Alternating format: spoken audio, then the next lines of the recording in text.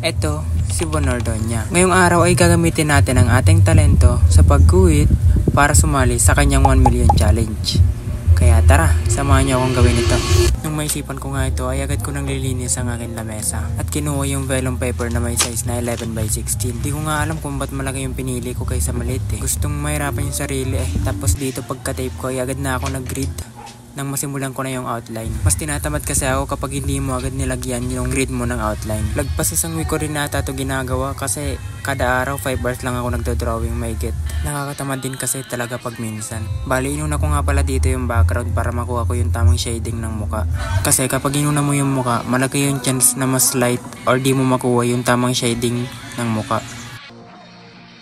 Dito talaga ako mas nag-enjoy sa paggawa ng damit niya. At dito ko na rin naramdaman yung kirot sa kamay ko na para bang may tumutusok. At eto na nga, andito na tayo sa exciting part, ang paglalagay ng pirma sa drawing.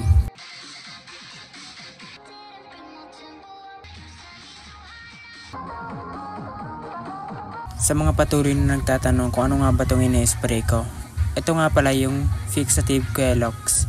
Ito yung nagbibigay ng coat sa portrait natin para hindi agad ito masira at hindi ito kumalat. Kaya kung isa ka ring artist kagaya ko o namamroblema ka din kasi kumakalat yung mga charcoal portrait mo, kailangan mo talaga bumili nitong Fixative.